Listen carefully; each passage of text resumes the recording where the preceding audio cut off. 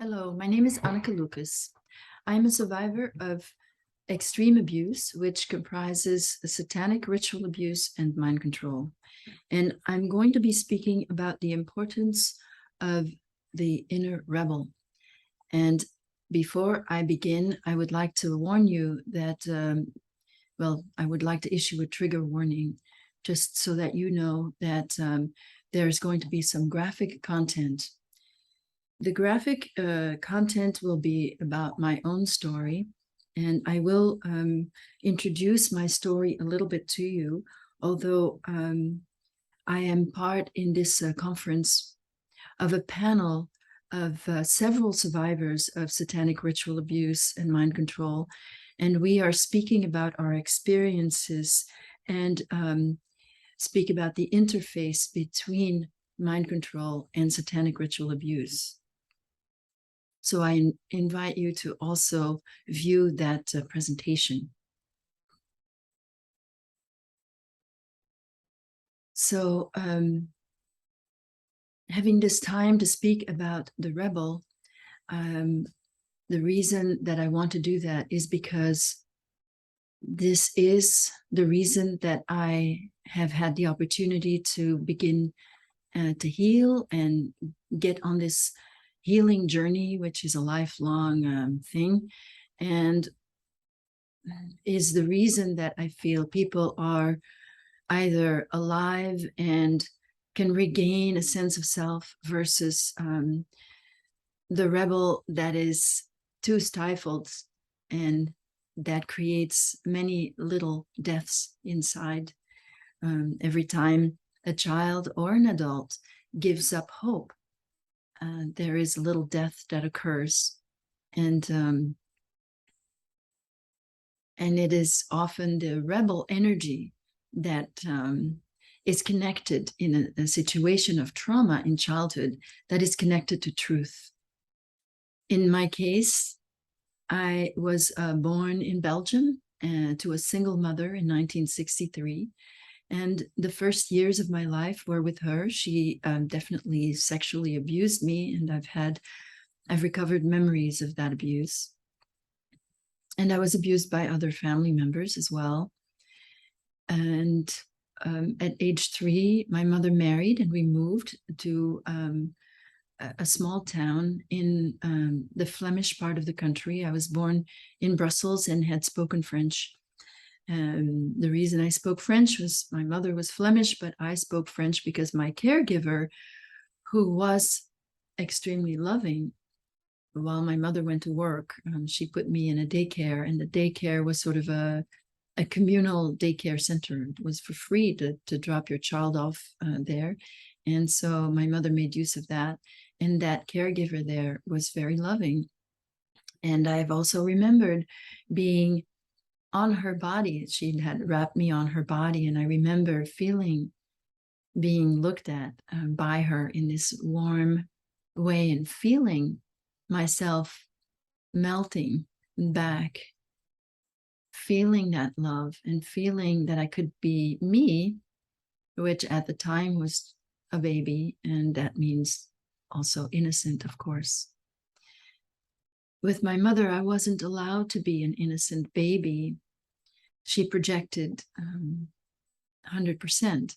So there was really nothing of myself allowed with my mother. And I understand that I got a sense of right and wrong from potentially the love that I did receive in my early years, which once we can get into that first stage of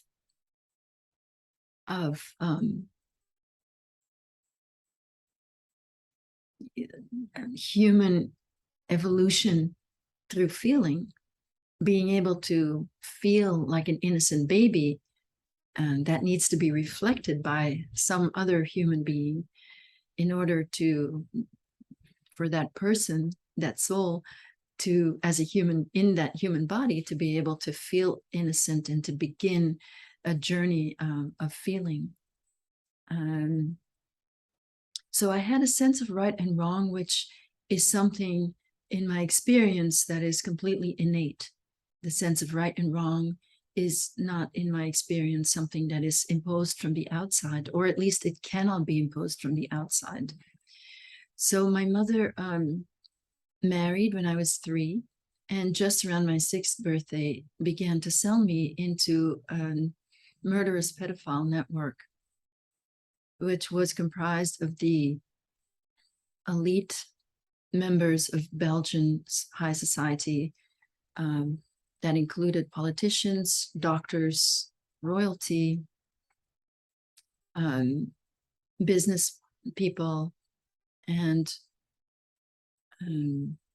clergy. Everyone who was high up, police commissioners, people who were high up in the Belgian either bureaucracy, government, or business world. It was a mafia where children were used to indoctrinate people and to create blackmail materials on those who wanted to enter into this club. So as a young girl, from age 6 to 9, I was often used for those people who came supposedly for the first time. It was their first time with a child, and I was used. And I had to make them feel comfortable about what they were doing.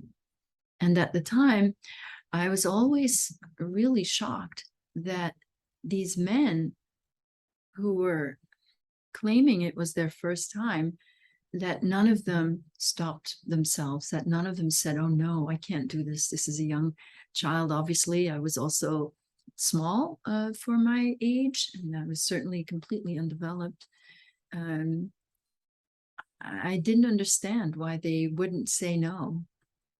And it took a long time to understand that those men were probably had already traveled quite a way inside that network, that mafia, where they had been compromised in different ways already. And then this was the last threshold. And then they belonged to the network. And so they became useful in terms of centralizing the power and control for the country. This network was led by the then Minister of National Defense, and someone who was also Prime Minister twice in the country. And he acted like a mafia boss. And he traded me out to international players. So this network was definitely, it was definitely a global network. And I was given to someone at age 9 who miraculously took a liking to me and then decided I would be his personal slave. This person was someone who was very highly regarded within the network, and someone who was also very famous and highly regarded in the world, and known also as a billionaire, philanthropist, and so forth. That started my official mind control training.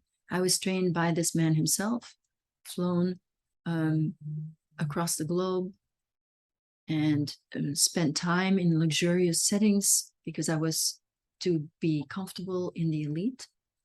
And I was sold to other high-placed international elitist men during this year. And I was sent to Germany, Heidelberg, particularly for what was a month of mind control training, where I was tortured in order to get specific results, all that I would become a spy for this international player and be a sex slave for him. And then I was ultimately prepared and told about the life I would lead, which would be a very comfortable, beautiful life as a small celebrity in France. I was going to be actress, singer. I had a voice coach. I spent 2 weeks in a strange environment in a basement where I was basically treated as a little goddess. And the strangest thing about that is I was surrounded by an entourage, and these people were to remain with me throughout my career. But I was naked the entire time, and my body was revered.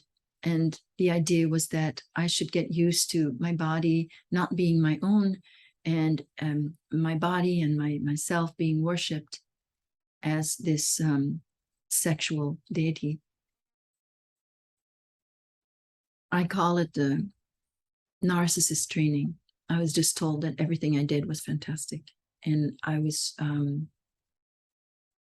spoiled. I was receiving massages and facials, and I was photographed, and it was all supposedly in that vein of what I should become, which was this sexual, but mostly sensual goddess. So they thought that these pictures, which were definitely pornographic, were in really good taste. And that was the idea, that I was to be this very tasteful sex goddess in France. However, being part of this club, being indoctrinated and being trained, and even though I was going to be a slave, these people, I had learned, did the same thing to their own children and didn't see anything wrong with any of this. So in the top elite, and obviously these were certain members of the top elite. I can't speak for the entire elite. I can only speak from my own experience, and I've later recognized several members of what were then the top elite of that time. And then I was 9 years old in 1972, and I think it was before my 10th birthday. I wasn't quite 10.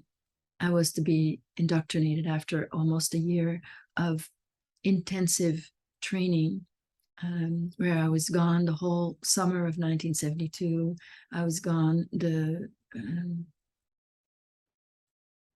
Christmas holiday of 1972 for 2 weeks for more training. I was taken to Germany on weekends from Belgium, often for extra training, or I was placed with some high German official as a little sex slave. So while I was not home very much, I was generally there and was attending school. Then in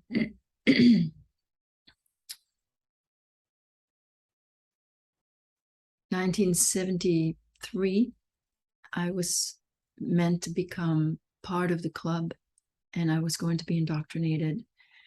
The big shot, I call him, the man who was my owner, was very proud of his creation, which was what I was supposed to become. Really, I would say it has nothing to do with me, except that the mind control is very clever, and the people who are involved with this, the psychologist and the doctor who trained me, are extremely aware of psychology. And so my natural talents were determined and then used, so that it is very difficult now to siphon out what is really me and what was the training, because it's so directly linked to your natural gifts and so forth. So I was meant to then become part of the club, though, and that involved a ritual that I could not agree with.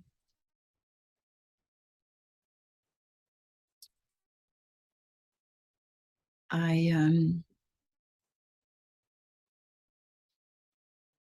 had to go through with it because I knew what would happen if I didn't. And I had learned from the beginning of this kind of training that it would always be worse for the victim if I refused. but there was a victim involved,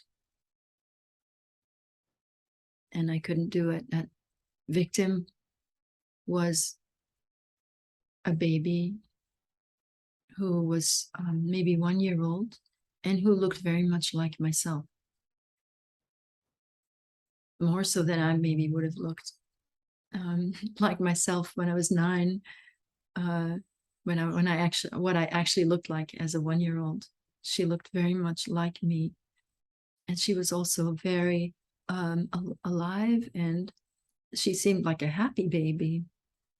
And I had to kill her in front of a rather large group of men.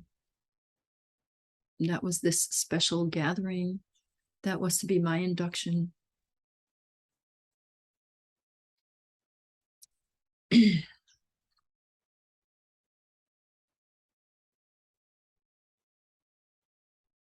The next time I saw my owner, I went against him. Immediately, I was rejected and tortured, thrown in a cage, even at times thrown in a dungeon and chained to the wall, while I was being retrained to make sure that I would not, if I survived, that I would not become that celebrity that they had trained me to be, making me feel completely worthless and having the message driven into me through torture and humiliation that I would never be successful. And then I was sent back to Belgium, where 1 year later I was rescued from within.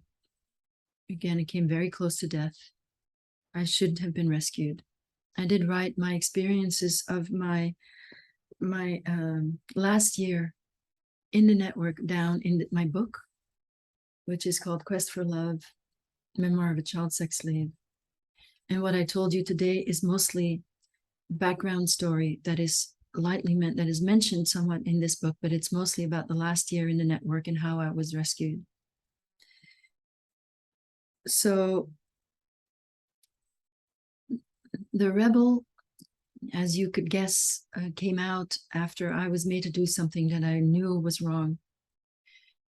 The rebel also came out the very first time I was taken to the network, when I was just had turned 6 years old. I also stood up against my perpetrators, and I told them that I was going to make sure that they would all go to jail, that they could not do this to me. And again, I believe that the self-esteem that I had came from the love that I'd received in my early years, and that this sense of self-esteem helped me to determine right from wrong from within, and that I knew that what was being done to me was wrong. However, as soon as I stood up, I was threatened extremely graphically. And of course, these threats continued throughout the time that I was used in the network. And then with the mind control, went far beyond threats, where my whole psychology was applied through torture tactics, so that I would become fully absorbed, fully abandoned to whom I needed to be for the perpetrators. But still, behind all of that, in spite of everything that had happened, in spite of all the humiliations, in spite of the torture, there was this tiny thread, this tiny part inside of me that knew that it was wrong. In the mind control training, I was strapped down, and my wrists and ankles were not strapped, they were metal clasps holding me down. And I was sitting in a chair, and I had a helmet on my head, and I was electrocuted. And as I was being electrocuted, the handlers were screaming in my face that I am a whore. You are a whore. You are a whore. They would scream that in my face while I was being electrocuted to deeply, deeply instill this belief in me. And while they were doing that, my mental agony was especially great because I was screaming inside, I am me, I am me, I am me. There again was this rebel self who was aware that this was wrong, and this was the only way that I at that time had left to feel that I couldn't succumb, that I would not succumb to this false belief, this belief about myself. And then finally, the way I was rescued, the rebel came out one last time. Again, it was a moment of life and death, and I didn't care that I was going to die, but I spoke up anyway because something filled me, and that something that filled me was definitely a spiritual force that helped me to know that I am not this body. And I could say, I don't care what you do, I'm not going along. And in that moment, the person that I was communicating this to had a change of heart and then went and negotiated for my release. Now, I was released with a set of instructions that were extremely precise and detailed. And I followed these instructions very, very carefully. And this helped me in my young adult life to pass, on the one hand, be able to survive without even being noticed. Because, of course, my past had to remain a secret, and that was very much part of those instructions. But I did start to speak up after I had had many years of therapy, many decades of therapy. I'm 59 now, and I was rescued when I was 11. And I came out in 2013, so when I was 49 years old. So actually, I guess I was just almost 50. I was 49 or going on 50. That's when I was finally ready to speak out about what had happened. And when it also gone through the healing process, which as a young adult, I was interested in psychology, and once I had an experience of healing, I was receiving these insights into myself, and I felt truth. And I think the commitment to truth became what I followed, and that became my greater sense of self. The first spiritual concept was truth, and that remains true today. Now, in my young adult life, the rebel caused me a lot of trouble. And as I've healed and gone into my own experiences so deeply, I've come to understand my perpetrators quite well. And I understand that any person committing harm is coming from a place of unresolved trauma towards some authority figure, that they would be too scared to rebel against the authority figure directly. And so the authority figure being too powerful and too frightening, they will placate the original authority figure and then seek people who are more vulnerable than themselves to pass on that pain. Every abuse comes from that same desire to free oneself from the burden that was placed on us as victims in the moment of the victimization. Every abuse comes with a message, a false message about ourselves. Sexual abuse usually comes with a message that I am unworthy of being loved, that I am dirty, that I am not good enough. And that feeling then necessarily sticks to the ego, because we are children and we have no choice but to accept that. And then we live with that message. And that's very difficult to live with. Now, many of these perpetrators have suppressed these messages as well. And in fact, in my case, my perpetrators believed that they were superior, and they have an entire belief system and belief in bloodlines that helps them to feel that they are superior to other people. So from that position of superiority, they are justified to do anything to the masses.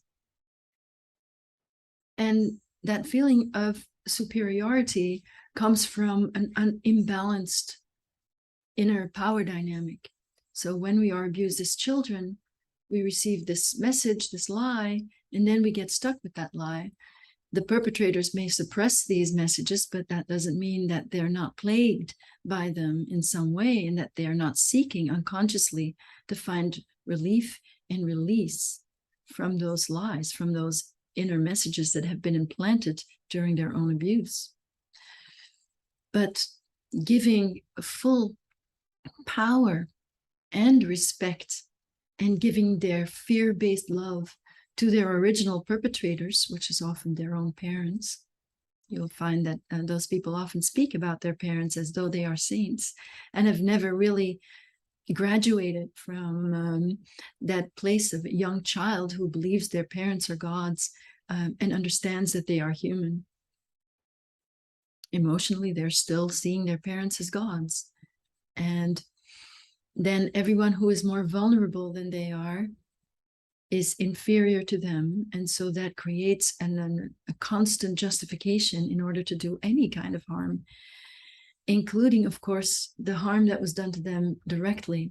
And then when they get to do that harm to other victims, to new victims directly, there's a release that they experience, and it goes to the feeling of being free. And it's this pursuit of freedom that everyone seeks, to be free from their own unresolved trauma. So a lot of pursuit of freedom, and a lot of what we are seeing reflected in the world today is this need, this dire need for people to look at themselves and face their own fears and face their own trauma in order to heal, and then be able to create out of, from facing those fears, from facing the reality of the parents or the authority figures who were abusive, and to support that inner child and get away from the narrative of the abusive parents, which, if you follow the narrative of the abusive parents, it becomes your own narrative. And then you have your own narrative, these lies that you perpetuate that your children have to believe. Or if you're someone who has a big role on the world stage, it becomes that you want the whole world to believe your narrative.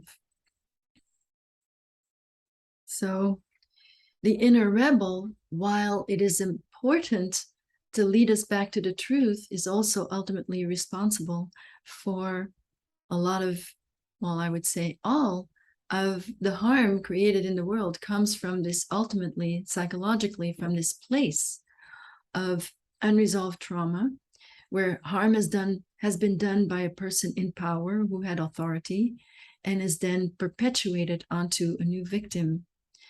And then falling into situations that seem perhaps extremely external. It is one's psychology that is going to determine whether one remains there or not. Because if you have a healthy psychology and a healthy sense of self, you will create different circumstances for yourself, even if it's very difficult, and even if your life becomes endangered. You will stand up for what is right, rather than to do what you are required to do in order to belong.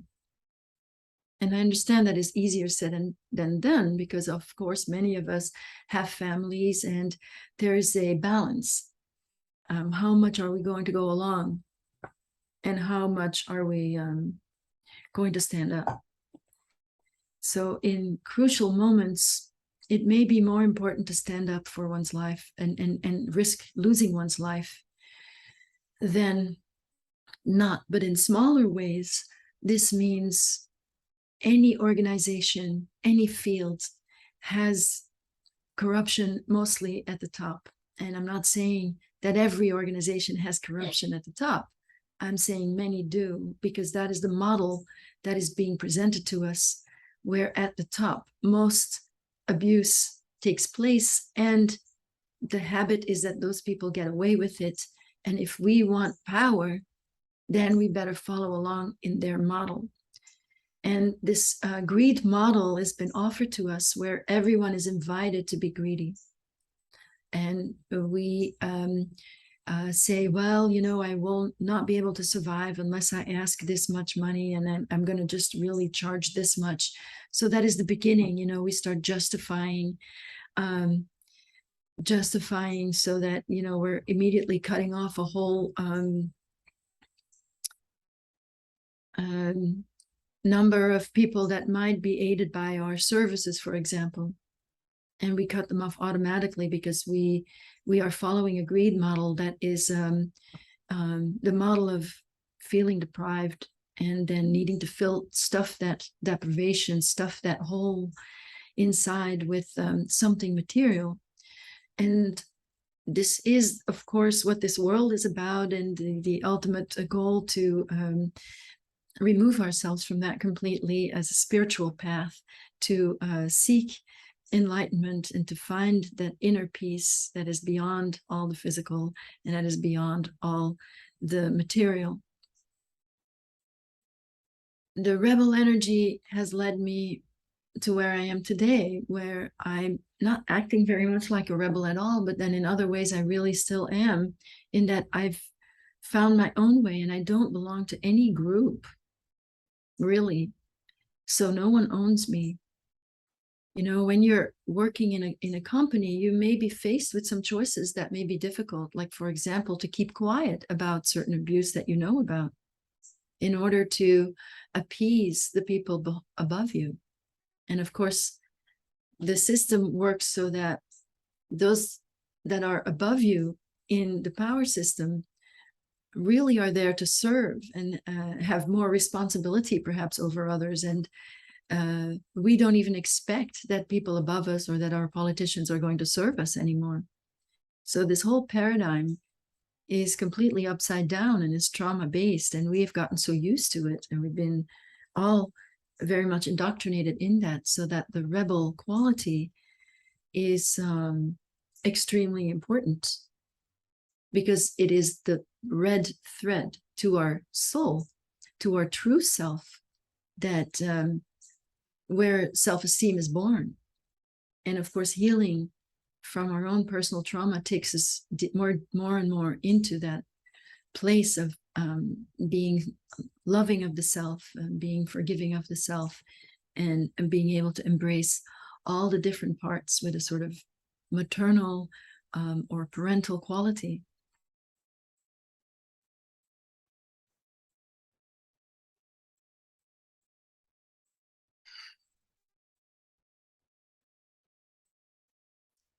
And in conclusion, I will say that, well, exactly that. This is the question. When we're working, when those of you who are providers and are working with survivors, when survivors become rebellious towards you, it's actually a cue. As providers, we will often have power projected onto us. And if we are people who want to provide service, then that offers an opportunity. Because if someone projects power onto you, you can assume that they are believing that you are in some, you know, on an emotional level, completely, not mentally, but that they on some level believe that you are an abusive authority figure. And that's to say, that means they are going to placate. And then the question is, what if, you know, what if they don't placate? What are you going to do then? So when you are really not of that mindset, and you prove after a while that you are actually a safe person, that you are not going to harm them, that they may have an opportunity to maybe rebel against you. First, once you, you know, if you have to have the humility, you know, to not need the power that is projected onto you. Because if you need the power, then you're entering into that role play where you become the authority figure. And then, you know, people from their own unresolved trauma need that lift, that boost of their own self-esteem in order to feel bigger than they really are. And that happens on every level. You know, I'm in the yoga world, so every yoga teacher is invited to use that platform, even to begin to use, you know, the power of the yoga teacher to have followers and so forth, and be above the students. And of course, we don't want that. We want to be there. We want to be completely from the heart. We want to really be there to serve, not pretending to be there to serve. And that means that if you're safe, that means you have the humility to not, you know, to look at yourself if you do need that power and so forth. If you are inclined to, you know, it's normal to really like the lift, obviously, but then are you attached to it is the question. So the second condition, let's say, to be of service is, do you have the humility? And then when people begin to rebel, that is to say, the young parts that were not accepted in childhood, that are still seeking to be redeemed, may come out against you.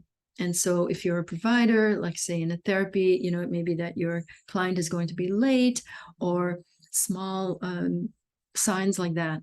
And then you want to not judge.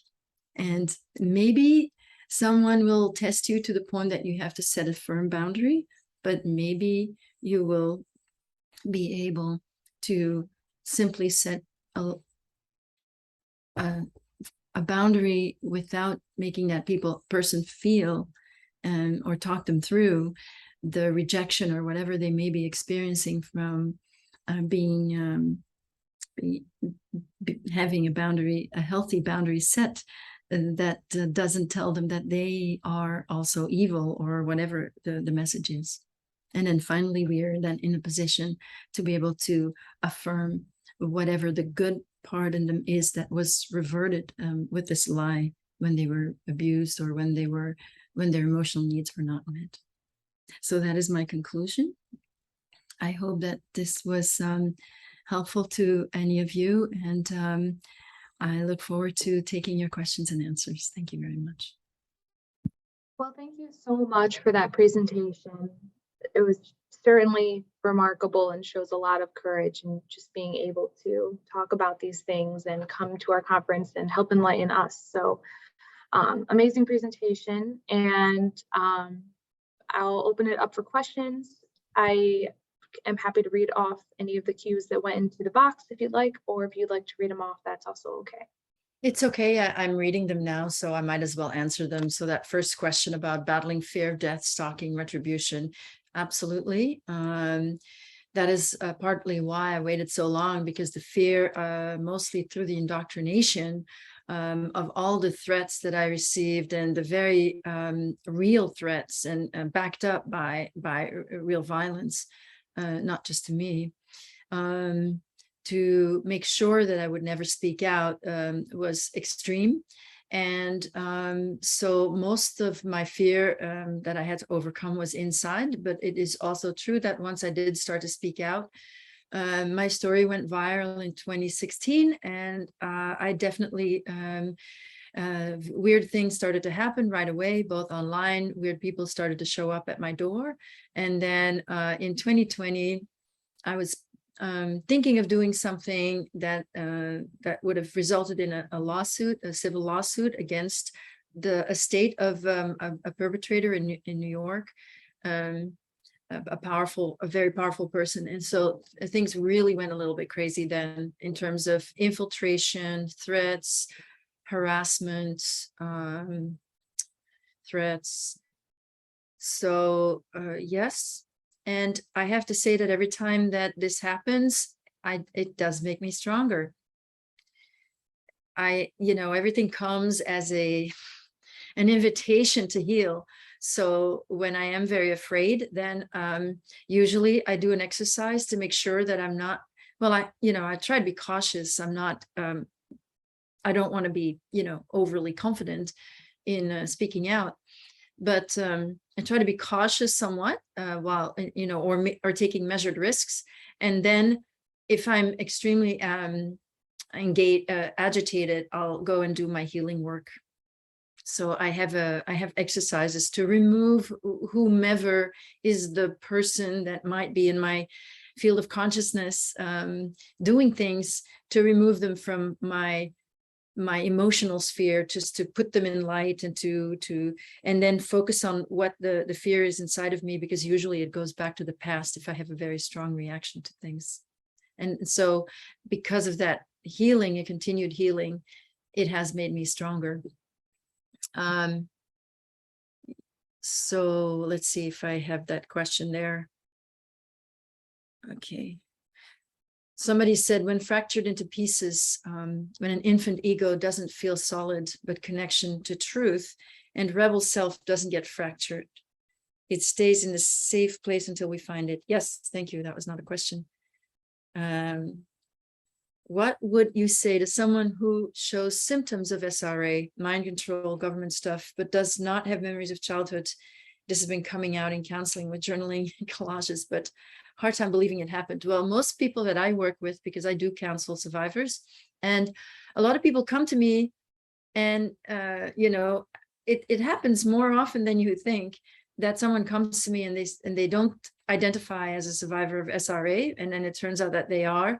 And of course, it is very hard to believe that it happened. It is very hard to believe that this happens all together. The dissociation that's used in the, a deliberate trauma that is inflicted on the victims makes it so that you will not remember, and you're not supposed to remember. However, if any of you are familiar with the work of Kathy O'Brien, who is a survivor, who has also done a lot of work in terms of healing and putting healing modalities out there, she knows a lot about the brain and says that at age 30, something happens, that the amnesic barriers start to loosen. And so a lot of people start to have memories at age 30. I actually also, 28, 29, 30, I started to get my memories, although not of SRA. I started to get memories of sexual abuse at that age. So something seems to happen sort of naturally as we progress and get older. And then the flashbacks and so forth, let's just say that you may not find any context for it. You may not, it seems so crazy, it's so violent and so crazy. Obviously, it's very hard to believe that it happened. And so what I often do for people is to just help contextualize memories or flashbacks, or someone comes to me with some information. Well, because of all the people, my own healing and all the people that I've spoken to, I have a sense of how things work. And so sometimes something that seems completely crazy to somebody, I can say, well, it's not that crazy in terms of that does exist. And I have this experience that I can relate to you, or someone has shared this experience with me. And so to help people understand that even though it is so far out, it is nevertheless happens a lot. I hope that answers your question there, because I see there's a lot more there. Okay. Encouragement for other survivors in terms of feeling safe. Okay, yeah, so it's at first it's always one person. You need one person who is safe, who that you can feel safe with. And then later on, you yourself become when your self-esteem grows with that one safe person, then you can become that safe person yourself. That's really cool when that happens. Do you have thoughts or advice on how we, oops, that one was lost. here, how we, whether service providers, observers, etc., can better listen and respond. Are there things people do or say that are unhelpful or even harmful? Oh, thank you for that question. Yes, it took me 10 years to find a therapist who would even believe me, was one, but also most therapists that I saw, they couldn't go there. So I didn't even try to share because I could feel that they were not open. I had a therapist for several years. I couldn't bring my mother's darkness to her. She had some attachment stuff with her own mother, clearly wasn't healed. So I couldn't talk about my mother to her. She was going to make the mother good no matter what. And when it comes to SRA, just a lot of providers really were not able to hold the gravity of these events. So that is all about you doing your own work and basically being able to go inside yourself and sort of uncover all the dark spots in yourself. And if you are open to this, because you're already here, I think it's always about looking at ourselves, because things can be really triggering. So it's always to watch our own processes going on when we're with people, being present with. We just want to be present with, so that when someone shares someone and they have a hard time believing it, you know, it's just about being present with and allowing for whatever is there to come out or to exist. And if you have that kind of reaction internally, then the client is also going to feel it. So it's just to watch yourself all the time. I hope that's helpful. Harmful, absolutely, because when you open up when you have these flashbacks, you'll be so raw. I have been in situations where people got incredibly hurt from, you know, a small comment that was made. So it's actually really important, maybe not even to speak at all, because you have to be so attuned to the person. And when they're so raw, it is actually more likely that you're going to have reactions. When someone is extremely raw in front of you, it's more likely that stuff's going to come up. So again, being really present with that person and completely holding them as they are in that extreme vulnerability, which would just take a lot. Usually after sessions with my clients, I am extremely exhausted and extremely happy, because it is so important that we can have that presence.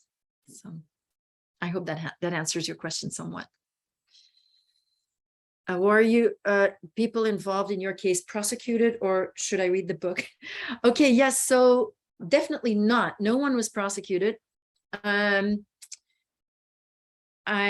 There was a case in Belgium, and I do write about that in the book, which is called the Dutroux case, or the Dutroux affair. It's spelled D-U-T-R-O-U-X. That is the name of a pimp who worked for the network, who was caught in Belgium. 4 bodies of little girls were found. It created a national and European pretty much uproar. And it was clear pretty much from the beginning that he spoke about the network in the beginning. That was the network in which I was abused, but it was later. I never saw that pimp. He was active in the 80s, and this happened in the 90s. He was caught in 96. And it was a very big deal all over the world. It was in the American papers as well. But that case was completely sabotaged, and all the witness testimonies were cut off from the case. So I do write about that in the book as well. Okay, how does the world seek justice? I don't think I understand that question. How does the world seek justice? You mean all of us? How do we seek justice? Oh, how do we seek justice in the face of this? As far as justice, the best thing I think for all of us is to accept that this happens, and it happens much more commonly than we can imagine, and that whatever happens is so much darker than we can imagine. So to be able to begin to hold space for this reality, I think, is what we can begin to do at the moment. And then justice will come from that awareness, I believe. If enough of us are aware that it happens, it cannot stand anymore. It won't be able to stand anymore. It won't be able to exist anymore. I hope that helps. Contextualizing memory. So when you have a flashback, for example, I'll tell you that, again, I want to issue a trigger warning for this. I was getting flashbacks. The first flashbacks I got without any idea. I was in therapy. I was working on sexual abuse in my family, incest. And suddenly I was getting these images where I am a little girl on a stage in an extremely 6 years old, in an extremely graphic, a dog collar, my face pushed in feces, human feces, and humiliated like that. I was getting that flashback. And my immediate thought was, if that's true, I'm going to kill myself, because the shame was so great. And of course, I had also been programmed to, if any memory comes, to kill yourself. There's a lot of programming goes into making sure that any memory comes, anything that surfaces, there's all these different ways in which you are trained to go and kill yourself. And that gets very specific. And it goes that programming goes through repeat while being traumatized, strong repetitions while being traumatized. So when I had that flashback, that came back again and again. Now, where would that have happened? That made no sense whatsoever. My family had a narrative, a story. I had a story of my life up to then. Now, there were a lot of holes in that story from a logical outside point of view, but still, I had no context for this whatsoever. That's what I mean with contextualizing the memory. I would be able to say, no, those things do happen. And they can happen particularly even for very specific reasons, and I can just go into, from what my experience, I can go into what, because there's many rituals. And so things happen during rituals. And so I can go into what those rituals are for, etc. From what I've learned, only from my experience and other people's experiences. I don't really do internet research on this subject. I hope that helps. Yeah. Oh, thank you. I'm on Facebook, Instagram, and under my name, and then also Telegram. Thank you. I'm on Facebook. I have a professional page on Facebook, and because my private page is full. Spell the name of my book. Oh, Quest for Love. The book is named Quest for Love, Memoir of a Child Sex Slave. And my name is Anneke Lucas. Thank you. Thank you. When I was writing, did you find people who could check the book and proofread, who could understand and stay with the subject? So my editor is a survivor of SRA, believe it or not. Yep. And I went and did research myself. I traveled to Belgium and I did find some things out. I was able to find a death record of one of the victims in the book. So, yeah. Justice, meaning making names of perpetrators public. Yeah. So that's a complicated issue, because I get threatened. As I told you, I do get threatened. And most of the threats are about not naming perpetrators, particularly the household names, basically the very big international perpetrators. I've named the Belgians in my book, the main ones that are dead. So again, always have to weigh my options. And now I think it's a matter of time. Just give it time.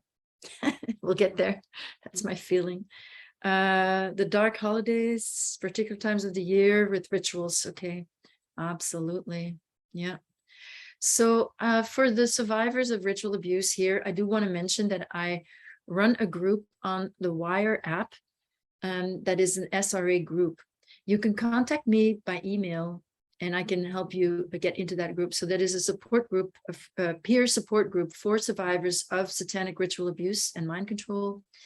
And it's a very active group. And so there's a lot of support, and especially around the holidays, because obviously people get into very difficult times starting soon, and the month of April, Halloween, and of course through the holidays. Yes.